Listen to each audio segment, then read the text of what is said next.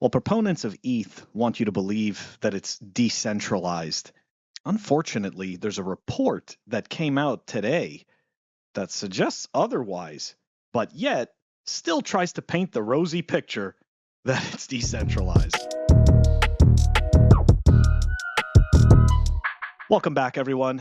That's right. I like to make fun of the shitcoins, and as a result, we are going to dive into this article that covers Galaxy's report on who governs Ethereum. Galaxy Digital has released a report showing that Ethereum's decentralized governance is steered by off-chain voting rather than on-chain Ether holder voting.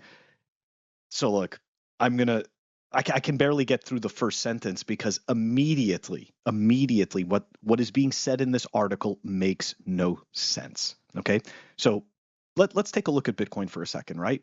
There's no organizations in Bitcoin that can actually vote the way that something is actually going to work, and they cannot base this on the amount of Bitcoin that they own. But you see, in Ethereum's world, okay, the more ETH you hold, and specifically if you're a validator node, well, then you have special powers on that network. You have voting rights. So this whole idea about taking it off chain, kind of like helping to keep it decentralized, that to me just is screaming a centralized planning angle. That's it. That's all this says to me. You take it off chain so that a small group of people can make the decision.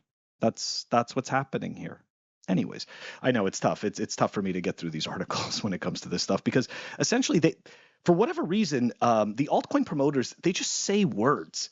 Like they just say these words and they think that it like confers some type of meaning. And indeed, to the person who doesn't understand what it is that they're looking at, it does, because they read the word and they think, oh yeah, wow, decentralized. Oh, they're so smart. They're looking out for my safety. They're taking the voting off chain. They don't even know what that means.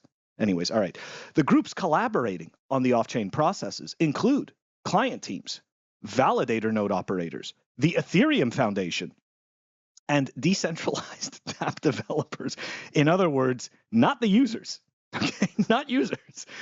That's great. That's great.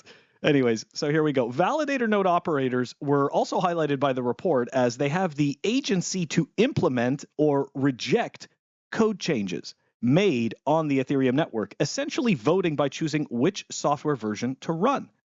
So if you didn't understand that, what I just told you about these four groups, it doesn't make a difference, these four groups, because guess what?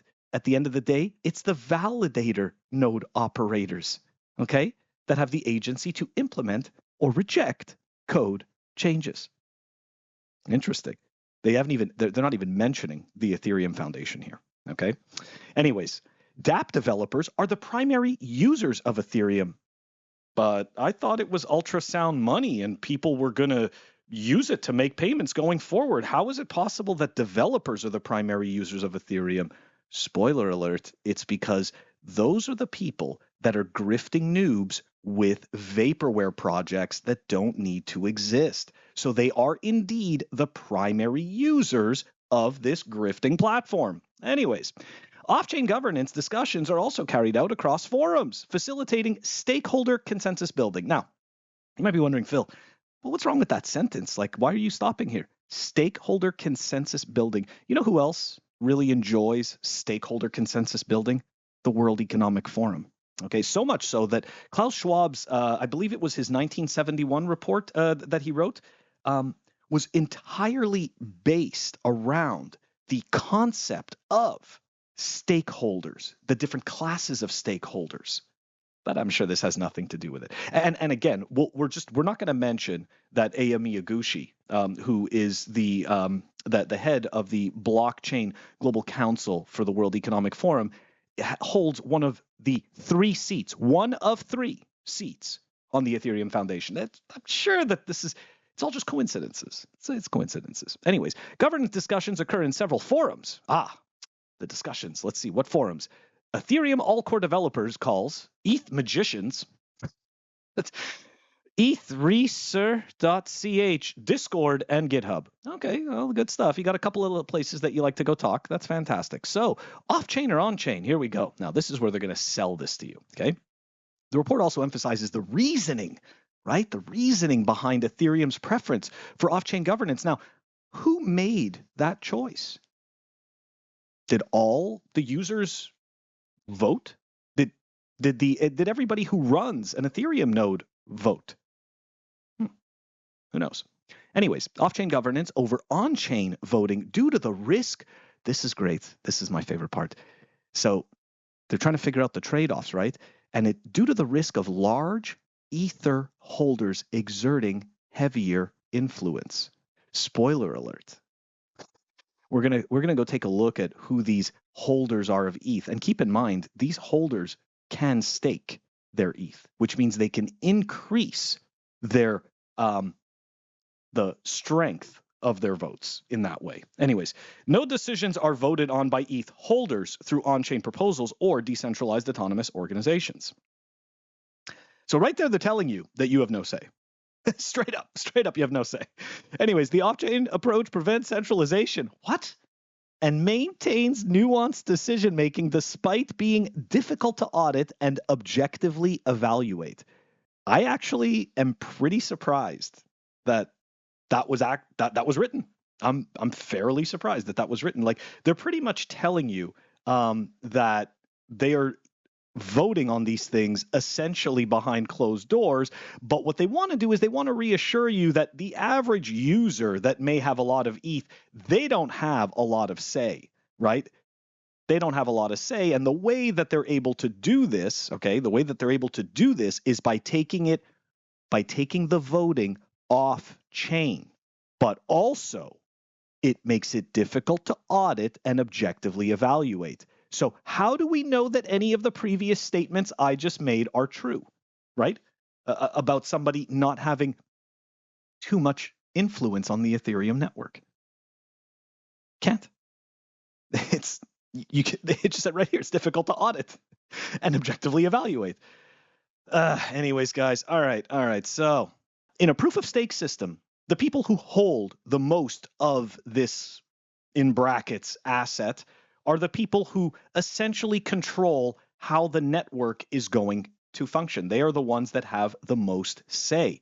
So I got this nice little summary report here out of Arkham Intelligence. Let's dive into it. Greater than 30% of the total ETH supply is stored in the ETH2 deposit contract, the address used to store validator stake deposits. Now, if you don't understand what I just said, that is the beacon chain contract. This is the contract for staking.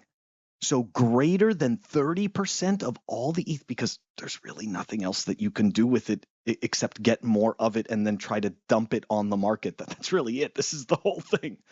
Anyways, Rain Lomas is the largest individual ETH holder with 250K ETH. However, he has lost access to the private keys, which control his wallet.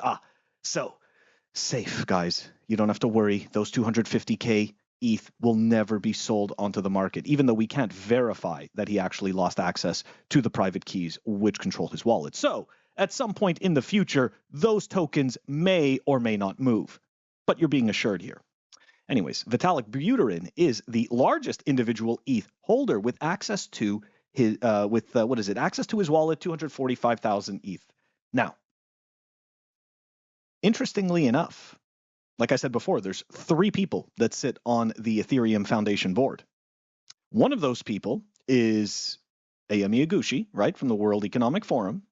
Another one of those people is Vitalik. There you go. He's the other 33% of the board. So, and guess who steers development in Ethereum? Or I should say, who has a pretty big say in it? The Ethereum Foundation does. Oh, that's interesting. Anyways, exchanges constitute 60% of the top 20 addresses holding ETH. So exchanges are most likely the biggest stakers.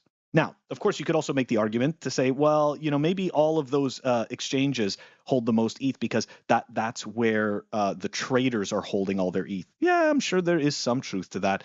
But in reality, I'm pretty sure it's just the exchanges that are holding that ETH, and they are just simply staking it and then dumping whatever they can on the open market. The U.S. government is a major holder with 56,000 ETH seized from the Bitfinex hack.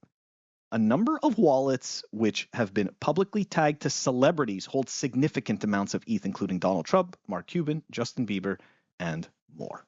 Okay. I know it's tough. It's tough to sit through these shitcoin videos. I just can't help it. I enjoy doing them. So I do apologize to you guys if you hate them, but I love doing them. So too bad. Yeah, it's just, again, right. It's just a reminder, because look, you're going to hear a lot of noise, especially in this bull run. There's people that are going to be sitting there touting, all the percentage gains and this and that. Look, guys, the truth of the matter is, okay, that this is what's real. What's real is that ETH is worth 5% of a Bitcoin. Now, maybe as of today, we're up to like 6%. Okay, but what people need to realize is that when you look at the ETH BTC pair, you'll notice that ETH has never come back to make a new all-time high against Bitcoin. Okay? It's only gone lower and lower. And I know we're all going to hear the wonderful news, oh, these dApps, oh, this amazing stuff, this incredible development, all of these things. There's no hard cap.